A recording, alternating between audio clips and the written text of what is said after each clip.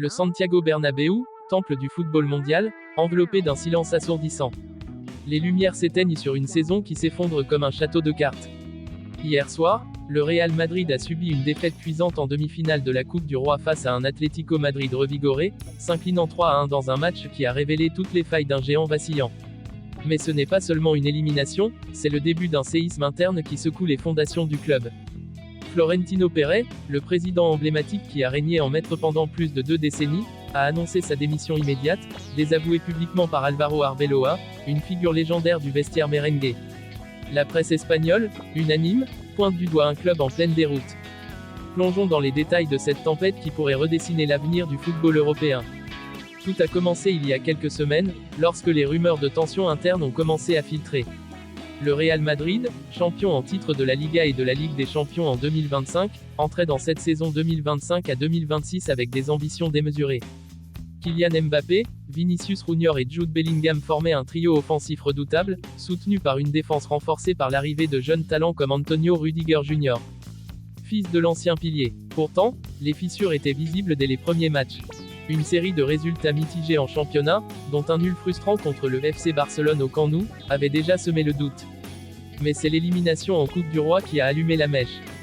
Revenons sur ce match fatidique. L'Atlético, dirigé par un Diego Simeone plus rusé que jamais, a pris les commandes dès la 12e minute avec un but opportuniste d'Antoine Griezmann, qui a profité d'une erreur flagrante de la défense madrilène. Le Real a égalisé par Mbappé à la 35e, mais la seconde mi-temps a tourné au cauchemar.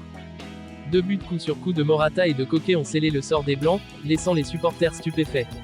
C'était comme regarder un empire s'effondrer en direct, a commenté un fan anonyme sur les réseaux sociaux, reflétant l'humeur générale. Les statistiques sont accablantes, seulement 42% de possession pour le Real, 18 tirs contre 9, mais une efficacité offensive proche du zéro.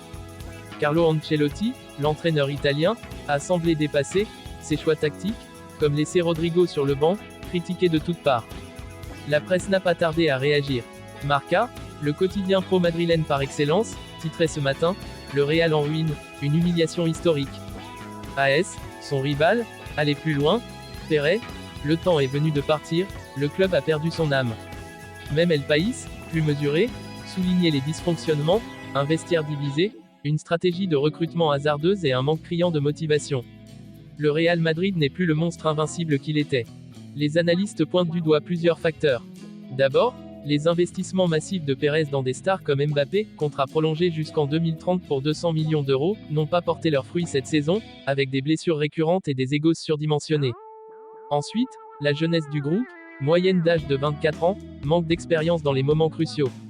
Enfin, les rumeurs de dopage financier, bien que démenties, planent comme une ombre sur le club, rappelant les affaires qui ont secoué le PSG ou Manchester City par le passé. Mais le vrai coup de théâtre est venu de l'intérieur. Florentino Pérez, 78 ans, architecte des Galacticos et homme d'affaires visionnaire, a convoqué une conférence de presse d'urgence à minuit. Devant une salle comble de journalistes, il a déclaré « Après 23 ans à la tête de ce club que j'aime plus que tout, il est temps pour moi de me retirer. Les résultats ne mentent pas, et je refuse de voir le Real sombrer davantage. » Ces mots, prononcés d'une voix tremblante, ont ému l'assistance. Pérez, qui a investi plus de 2 milliards d'euros dans le club depuis 2000, laisse derrière lui un héritage contrasté, 6 Ligues des Champions, 13 Ligas, mais aussi des critiques sur sa gestion autoritaire et son mépris pour les petites équipes. Le clou du spectacle, le désaveu public d'Álvaro Arbeloa. L'ancien défenseur, champion du monde 2010 et double vainqueur de la Champions League avec le Real, occupe depuis 2023 un poste de directeur sportif adjoint.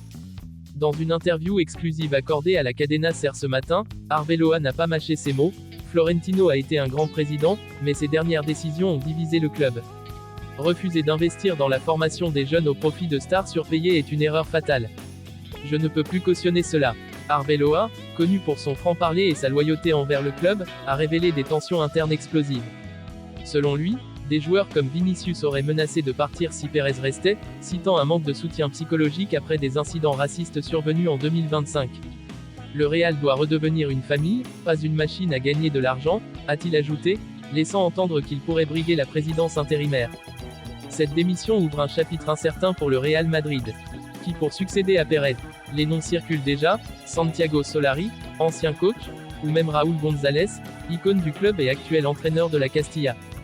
Les supporters, divisés entre tristesse et soulagement, ont lancé une pétition en ligne pour un nouveau départ démocratique.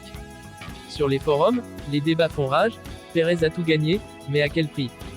Demande un internaute. Sans lui, on serait encore dans l'ombre du Barça, rétorque un autre. Au-delà du club, cette affaire ébranle le football espagnol. La Liga, déjà fragilisée par la Super League avortée en 2021 et les droits TV en berne, perd l'un de ses piliers. L'UEFA observe de près, craignant un effet domino sur d'autres géants comme le Bayern ou le PSG.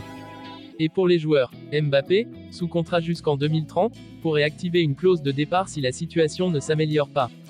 Bellingham, le joyau anglais, est courtisé par Liverpool. Vinicius, malgré ses 25 buts cette saison, cherche une stabilité émotionnelle. En attendant, le Real doit se ressaisir. Prochain match, contre le Betis Séville en Liga ce week-end. Ancelotti, sur la sellette, promet des changements, nous allons nous battre pour les fans. Mais avec un vestiaire en ébullition et une presse impitoyable, la route sera longue. Cette tempête à Madrid n'est pas qu'une crise sportive, c'est le récit d'un empire qui doit se réinventer pour survivre. Restez connectés, car l'histoire du Real Madrid est loin d'être terminée. Qui sait, peut-être que de ses cendres naîtra un phénix plus fort que jamais.